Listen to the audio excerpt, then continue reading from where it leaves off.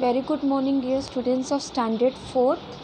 Today again I have come with another lesson from your English textbook, that is lesson number 34, The King of the Golden River.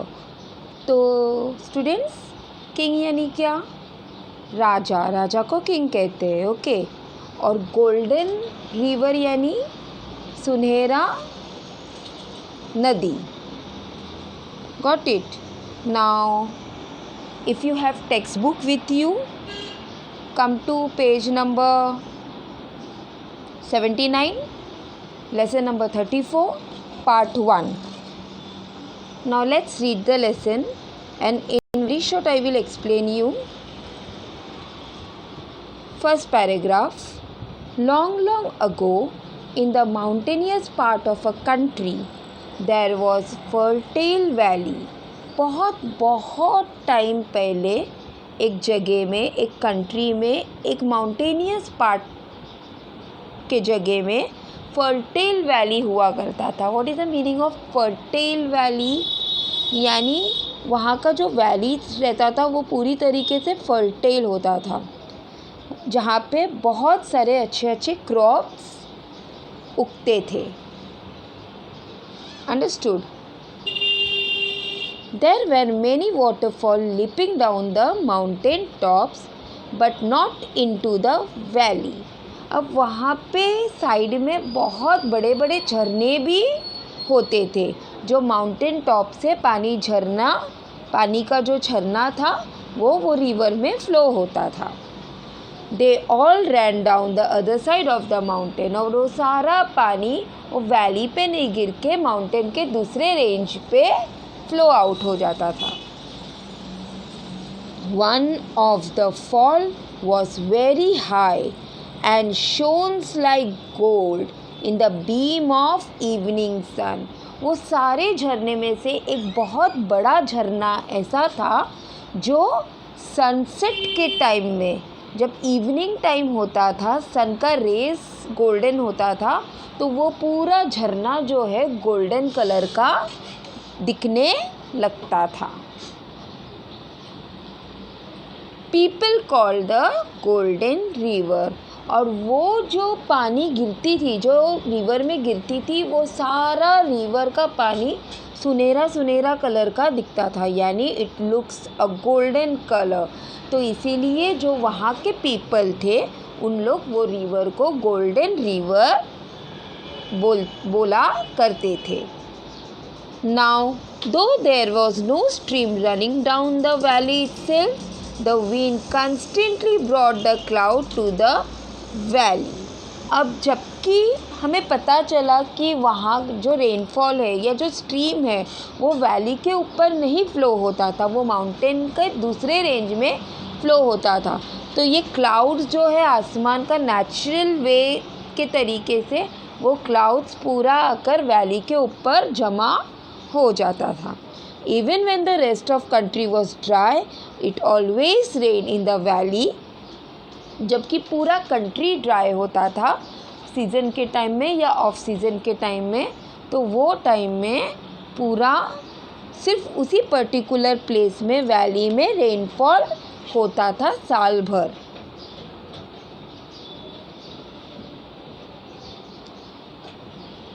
In the valley, the wind and the cloud made the crops green, the hay highs, the apple red, the grapes purple and the honey sweet. ये rain के वजह से, rain water के वजह से वहाँ पे अच्छे बहुत खूबसूरत क्रॉप्स उगा करते थे. वहाँ के जो एप्पल ट्री थे उसमें पूरा ऐसे बड़े रेड एप्पल्स होते थे. ग्रेप्स वाइन्स के ऊपर पर्पल रेड ग्रेप्स होता था. हनी स्वीट्स में पूरा हनी जमा होता था, only because of that fertile valley. So the people called it the treasure valley. इसीलिए वो वैली का नाम पड़ा था treasure valley. The treasure valley belong to 3 brother. अभी ये जो ट्रेजर वैली था वो 3 भाइयों का था. Who was the brother?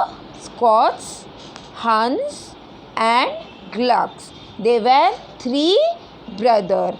First one was Scots, second one was Hans and the third one Glux. The 2 older brothers were big, ugly and wicked. अब जो 2 बड़े भाई थे वो बहुत ही विकेट टाइप थे, बदमाश टाइप के थे. They were good farmers but they killed everything and was not profitable for them. वो बहुत अच्छे फार्मिंग करते थे, बहुत अच्छे फार्मर्स थे, लेकिन उनके अंदर बुरा गुण ये था कि वो अपने फ़ायदा, उनको जहाँ पर भी फ़ायदा नहीं मिलता था वहाँ के चीज़ों को ख़त्म कर देते थे, यानी मार डालते थे. अगर कोई एनिमल से उनको फ़ायदा नहीं हुआ तो एनिमल्स को मार डालते थे. कोई जगह से उनको फ़ायदा नहीं हुआ तो जगह को ख़राब कर देते थे. किसी ह्यूमन बीइंग से उनको फ़ायदा नहीं होता था तो भी ह्यूमन बीइंग को उन लोग मार डालते थे. तो इतने बुरे विकेट थे उन लोग.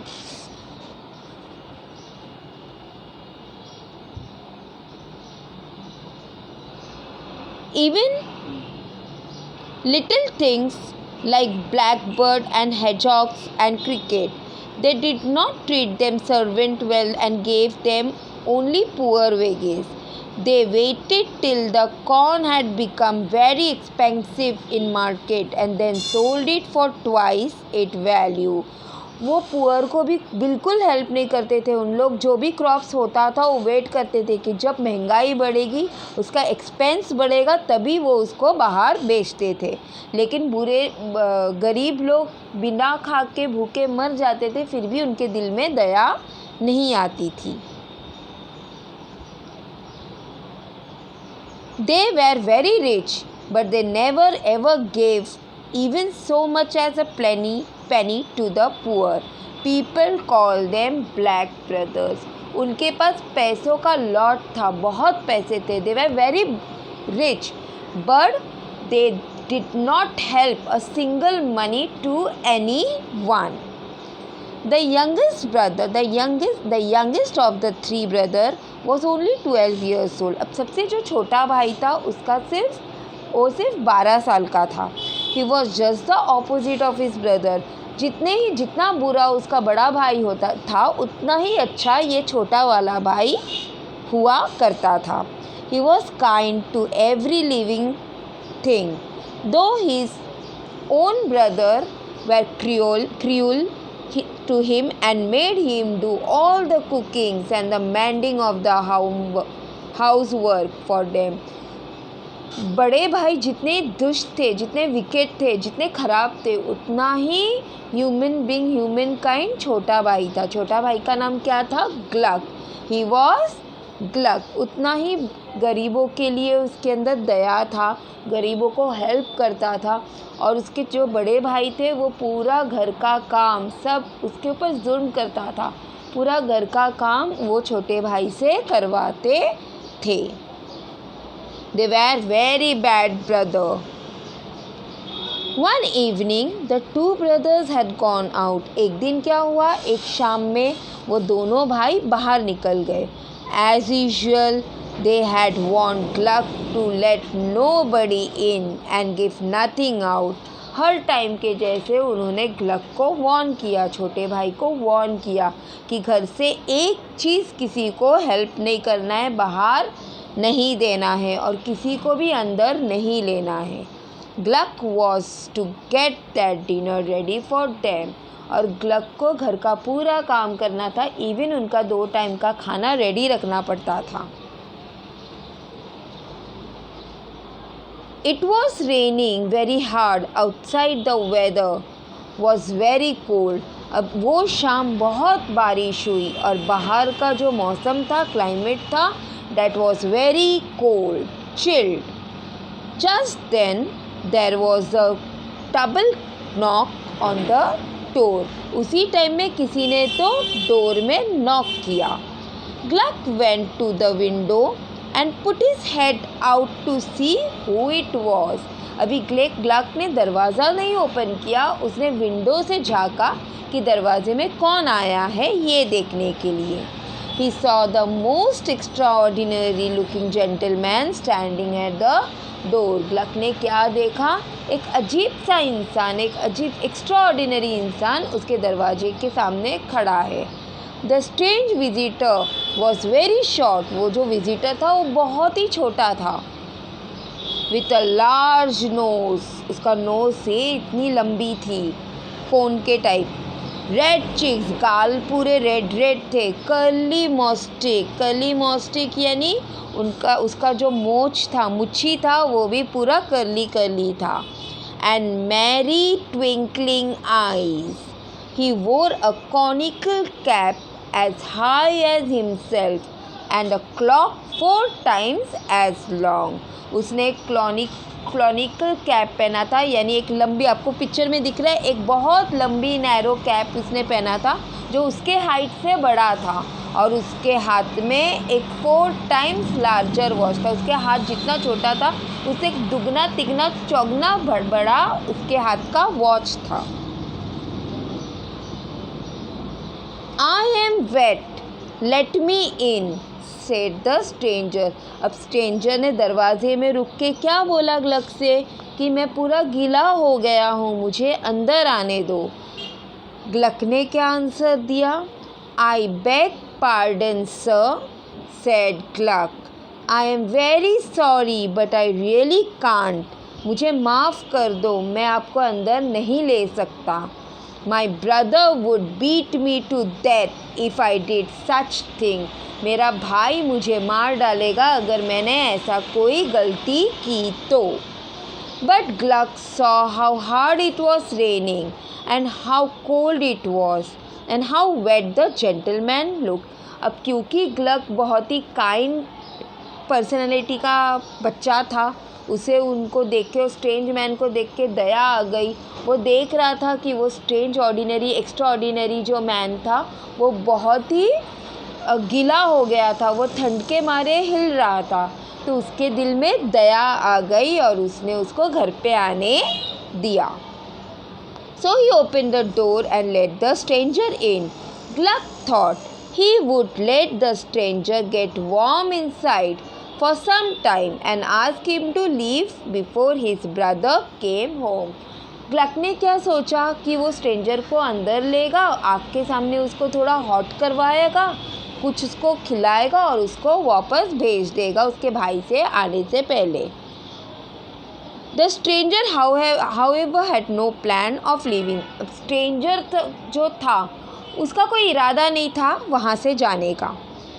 In fact, he told Gluck that he had nothing to eat for 2 days and was very hungry. अभी वो स्ट्रेंजर वहाँ से जाने का नाम तो नहीं ले रहा था, उल्टा उसने क्या बोला ग्लक को कि वो 2 दिन से भूखा है, उसने 2 दिन से कुछ खाया नहीं है, वो कुछ खाना चाहता है. It's melted Gluck's heart to hear this. अब ग्लक जैसे कि बहुत काइंड था, उसे बुरा लगा इस चीज़ का कि वो इंसान, वो स्ट्रेंजर 2 दिन से भूखा प्यासा था. तो उसने क्या किया, अपने हिस्से का जो खाना था उसने वो स्ट्रेंजर को खिला दिया. So he decided to give the stranger a part of his own dinner. Before the stranger had eaten it, however, the wicked brother returned. जैसे ही वो स्ट्रेंजर खाना खाने लगा या खाने जा रहा था, उसके पहले ग्लक का जो 2 भाई था, स्कॉट्स और हंस, वो दोनों घर पे आ गए थे. They were shocked to see the little gentleman sitting in a house. वो दोनों भाई अचंबा हो गए कि हमने मना किया, फिर भी ग्लक ने, उसके छोटे भाई ने एक अनजान इंसान को घर के अंदर कैसे लिया. At once the brother began to shout at Gluck. उसी टाइम में दोनों भाई ग्लक के ऊपर चिल्लाने लगे. Scots threw a rolling pin at Gluck. स्कॉक्स ने क्या किया, रोलिंग पिन, जो बेलनी रहता है, बेलनी कभी देखा है, मम्मी रोटी बनाती है ना बेलनी से, वो बेलनी फेंक के ग्लक के तरफ मारा. At that instant, the stranger put it his conical cap and the rolling pin went spinning to the corner of the room. उसी टाइम में ये स्ट्रेंजर ने क्या किया, अपना जो कॉनिकल कैप था, उसके पास जो हैट था वो उसने घुमाया। जैसे ही उसने वो घुमाया तो वो जो रोलिंग पिन घूमते घूमते दूसरे कॉर्नर में जाके गिरा। Come to next page, page number 81। The brother turned to the visitor and ordered him to get out of the house. अब ब्रदर को गुस्सा आया, उसने विजिटर के तरफ देख के उनको घर से चले जाने के लिए बोला। The little man asked them humbly to let him stay as it was so cold and wet outside. वो लिटिल स्ट्रेंजर ने रिक्वेस्ट किया कि बाहर बहुत ठंडी है, उसे कुछ टाइम के लिए घर पे रहने दे। But the evil brother wouldn't listen, लेकिन वो भाई लोगों ने नहीं सुना। वो विकेट भाई लोगों ने उसको ज़रा सा भी हेल्प नहीं किया। They rushed at the old man to throw him off the house.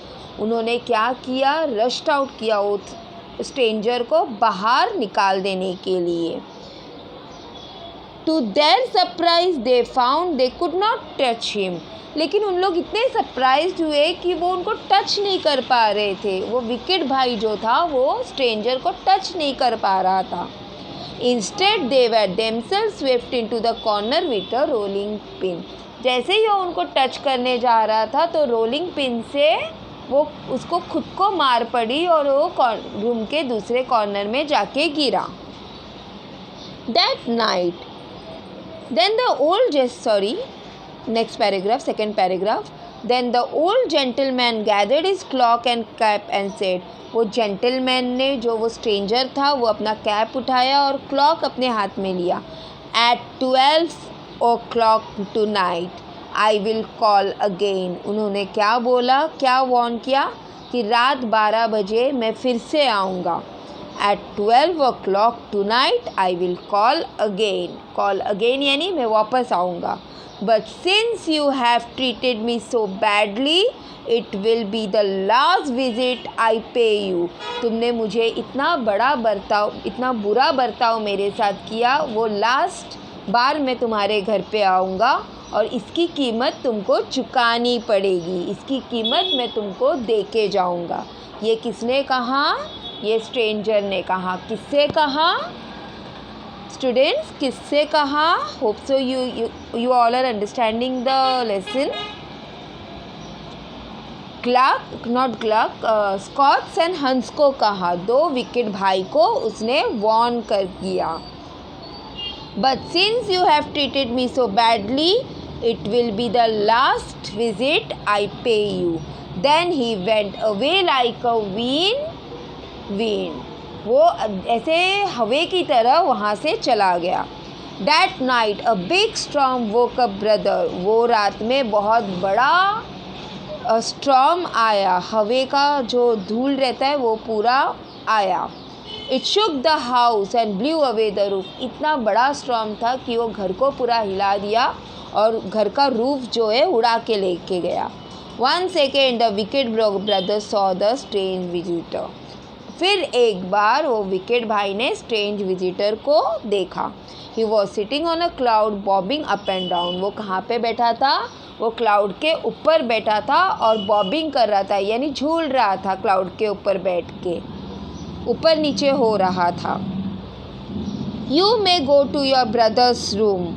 I have not damaged it. उसने क्या बोला? स्ट्रेंजर ने क्या बोला दोनों भाई से कि तुम दोनों अपने भाई, छोटे भाई के घर पे जा सकती हो, वो रूम को मैंने डैमेज नहीं किया। He told Hans and Scotts, Remember, this is my last visit. You will find my card on a table. उसने क्या कहा? ये मेरा लास्ट विजिट है तुम्हारे पास, मेरा कार्ड तुम्हें तुम्हारे टेबल पे मिलेगा। And with those words he just disappeared. वो बात बोल के वो वहाँ से चला गया। In the morning, the brothers saw from the window that the storm had swept away whole tree and crop from Treasure Valley. Everywhere they saw only red sand and grey mud. वो दिन के बाद से, वो रात जो बीती उसके बाद से उस अगली सुबह में वो ट्रेजर वैली में कुछ भी नहीं बचा था एक सैंड के सिवा, मड और सैंड के सिवा सब कुछ ख़त्म हो गया था. All was destroyed. The valley was a picture of ruin. The brothers then crept into a kitchen. वो भाग के अपने घर के तरफ आए.